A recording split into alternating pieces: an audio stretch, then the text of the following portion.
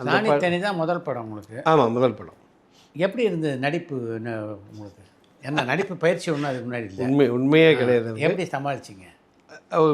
Camera வச்சு first shot வந்து நான் அந்த பொண்ணுகிட்ட ஏதோ பேசுகிற மாதிரி ஒரு சீன் வச்சுருந்தாங்க. அவர் கூப்பிட்டார், இது மாதிரி விஷயம், டைலாக்ஸ்லாம் இது.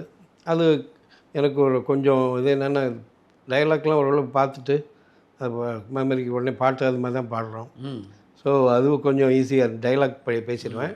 நடிக்கிறது மட்டும் கொஞ்சம் வரும்போது கேமராவை பார்க்காத அதெல்லாம் சொன்னார். இது மாதிரி உனக்கு கேஷுவலாக நிறைய வந்துச்சுன்னா நான் ஓகே. அப்புறம் ஒரு ரிஹர்சல் பார்த்தாங்க, புதுசாக இருக்கிறதுனால 2 பேருமே புதுசு. பார்த்து டேக் பண்ணோன்னே ஓகே இதே மாதிரி பண்ணிவிட அப்படின்ட்டார். சரின்னு அதை பண்ணிக்கிட்டு, அதே மாதிரி சிவச்சந்திரன் என்னுடைய அருமையான நண்பர், அவர் எனக்கு நிறைய அட்வைஸ் கொடுத்தாரு அங்கே கூடவே. ஆமாம், ஒரு மறக்க முடியாது. ஆமாம், இப்போ இது வரைக்கும் என்னுடைய அற்புதமான நண்பர் அவர். நடிப்பு விஷயம் அந்த மாதிரி இருக்குது. டான்ஸில் பாடும்போது டான்ஸ் ப்ராக்டிஸ் வந்து சரோஜா இல்லை, புலியூர் கரெக்ட், புலியூர் சரோஜா அக்கா தான்.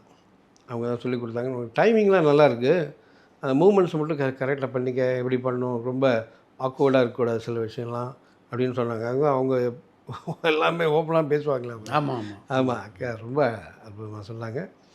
அது எனக்கு தெரிஞ்சதை அதில் ஆடிருந்தேன். என் பசங்க இப்போ பார்த்துட்டு எப்பவும் கிண்டல் பண்ணுவாங்க. இல்லாமல் அது இல்லைல்ல, என்னப்பா பண்ணுறேன், நான் முன்ன பின்ன தெரிஞ்சிருந்தா பண்ணியிருக்கலாம்.